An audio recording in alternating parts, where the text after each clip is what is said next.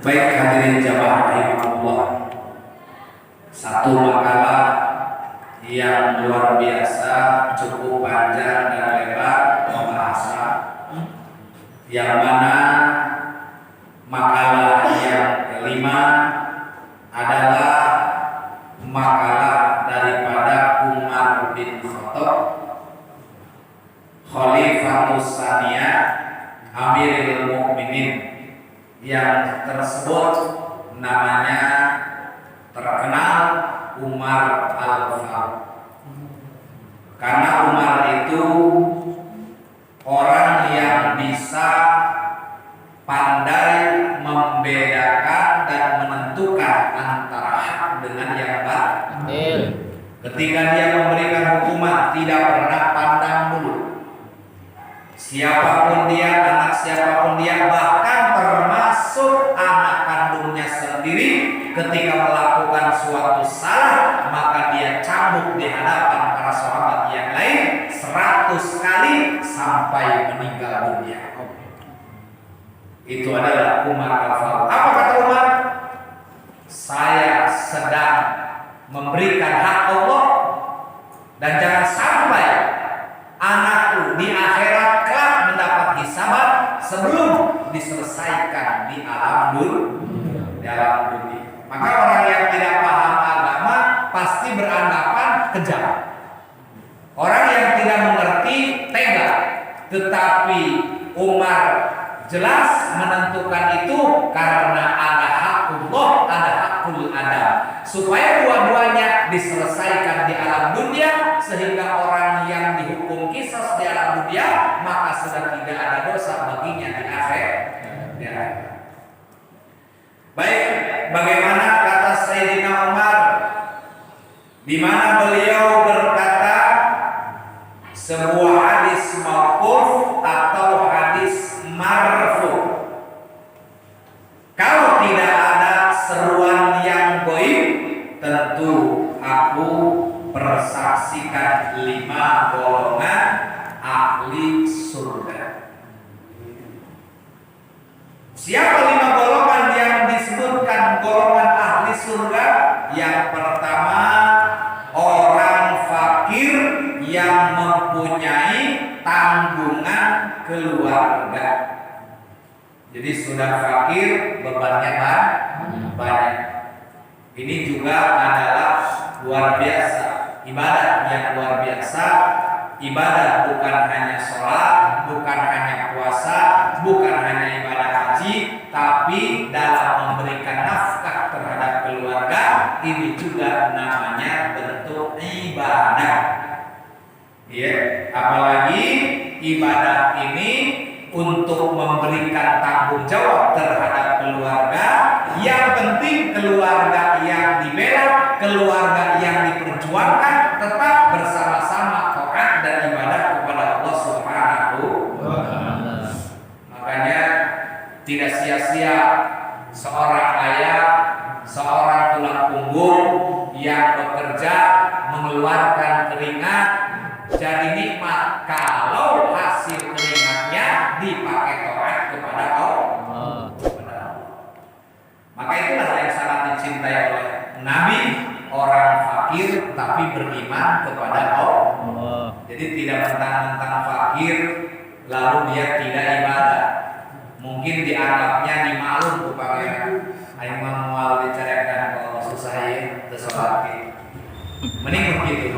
Ya, jadi tetap saja mau orang kaya, mau orang fakir, selama masih ada akal, pikiran, maka wajib menggugurkan kewajiban. Yang kedua, perempuan yang suaminya ridho padanya. Karena ridhonya Allah bagi istri adalah ridhonya suami. Tapi kita para suami, ridhonya Allah tergantung ridhonya orang tua. Jadi kalau istri tidak perlu mengharap keridhaan daripada orang tua, dalam arti bukan tidak perlu, tapi ada yang lebih perlu. Ya, siapa? Yaitu suami. Jadi ketika orang sudah berumah tangga, dia lebih dulu mentaati mentaati suaminya daripada mentaati orang tua. Jadi oleh karena itu suami adalah sebagai imam dan yang menjadi makmum adalah keluarga. Maka keluarga wajib mentaati aturan suami selama suami itu punya aturan yang baik. Kenapa? Karena Allah Subhanahu wa taala menyampaikan dalam firman-Nya, ya ayyuhalladzina amanu qu anfusakum wa ahlikum nar. Jadi itu beban dari Allah Subhanahu. Maka jagalah keluargamu daripada panasnya api neraka.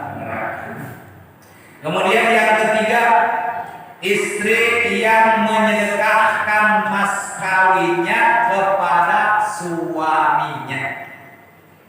Jadi di saat suami susah, di saat suami kepepet, di saat suami failir, maka istri membantu dengan memberikan mas kawin terhadap suami. Makanya istri senang kalau bicara tentang mas kawin. Perempuan senang kalau mas kawinnya gede. Tapi perempuan akan kecewa kalau mas kawin lagi. Iya, kalau mas kawinnya gede masih senang. Tapi kalau mas kawin lagi marah. Manyun. Yang keempat, anak yang kedua, ibu bapaknya ridho kepadanya. Maka luar biasa. Kalau anak sudah dapat ridho dari ayah dan ibunya, otomatis juga akan mendapatkan ridho Allah. Jadi ridho Allah adalah ketergantungan daripada ridho orang tua. Ini buat kita anak, ya. Karena anak itu tidak akan ada muncul di alam dunia kalau tidak ada orang tua. Makanya jangan kita membebani orang tua, apalagi beban untuk di alam kuburnya. Bukannya yasinan malam Jumat, bukannya kirim Fatihah, bukannya tahlil malam Jumat, malam main gaple. Coba, ya. Apakah ini tidak menjadikan siksaan? Jadi siksaan. Orang yang baik anaknya di dunia datang kebaikannya kepada orang tua. Berbuat maksiat keburukan sampai juga. Makanya kalau kita kasihan kepada orang tua, bukan untuk mengirimkan jeruk, bukan ngirim anggur, bukan ngirim salak, bukan ngirim martabak, tapi kita kirimkan doa. Karena wa waladin sholihin yad'u lahu, salah satu yang akan menjadi pahala yang tidak berhenti bagi ahli kubur adalah salah satunya doa anak yang soleh. Doa anak yang soleh. Luar biasa kesolehannya akan sampai kepada orang tua. Yang terakhir, kata Sayyidina Umar, orang yang bertobat yang disebut ahli jannah, ahli surga. Orang yang bertobat, orang yang sangat dicintai oleh Allah. Kenapa? Karena sebanyak dosa apapun manusia, kalau dia bertobat kepada Allah, maka innallaha ghafurur rahim. Jadi Allah Maha Pengampun. Jangan kita berpikir dosa kita terlalu banyak. Banyakkan mana dosa kita dengan ampunan Allah. Banyakkan mana kesalahan kita dengan maghfirahnya Allah. Maka maghfirah Allah bagaikan lautan dan dosa manusia bagaikan setetes air di lautan. Maka ketika dia mau bertobat dan minta ampunan, maka pintu tobat selalu dibuka oleh Allah sampai datang roh di tenggorokan manusia. Tapi yang penting kan jangan ditunda. Nantilah, insya Allah saya mau tobat kapan, nanti aja Ramadan. Ini kadang-kadang mau tobat kayak planning orang mau hajat, kayak orang mau apa gitu, mau ada acara. Masa tobat ya nunggu harus bulan Ramadan, sementara belum tentu umurnya sampai di bulan Ramadan. Makanya kata Sayyidina Ali, tidak ada bulan yang istimewa, tidak ada bulan yang mulia kecuali di mana dia bertobat di bulan itu, maka itulah bulan yang paling mulia. Sengaja orang ngomongkan Ramadan kayak itu puasa. Nah, apa mulia? Ya. Jumat memang hari yang paling mulia, tapi harinya. Tetapi kata Sayyidina Ali, hari yang paling baik, hari yang paling afdol adalah hari di mana dia meninggal membawa iman dan Islam. Nah, itu namanya hari yang baik. Karena ada poe Jumat, hari poe bawa iman. Kok mau ada yang telok sholat Jumat? Kira-kira apanya yang baik, apanya yang berkah, apanya yang afdol? Karena keberkahan dan keafdolan bukan untuk nama hari dan nama bulan, tapi untuk orang yang ibadah di hari dan di bulan tersebut. Maka bulan yang terbaik, bulan yang dipakai tobat kepada Allah Subhanahu wa Ta'ala. Ya, makanya dalam Al-Qur'an kan diperintahkan, ya ayyuhalladzina amanu tubu ilallahi taubatan nasuha.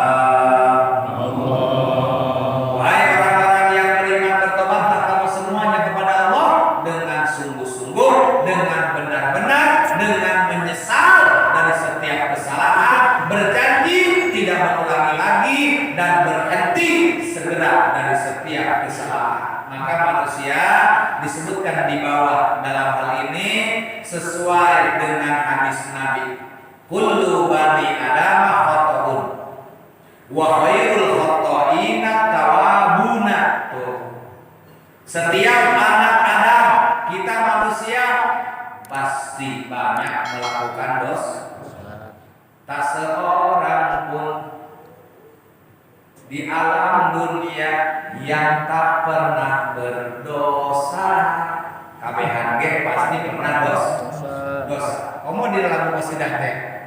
Di sini dosa, di sana dosa, di mana-mana orang berdosa.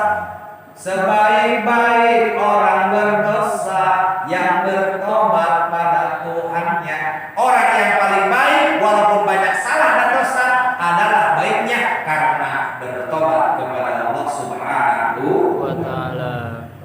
Jadi sebaik-baiknya orang yang berdosa adalah mereka yang bertaubat. Ya, tapi taubat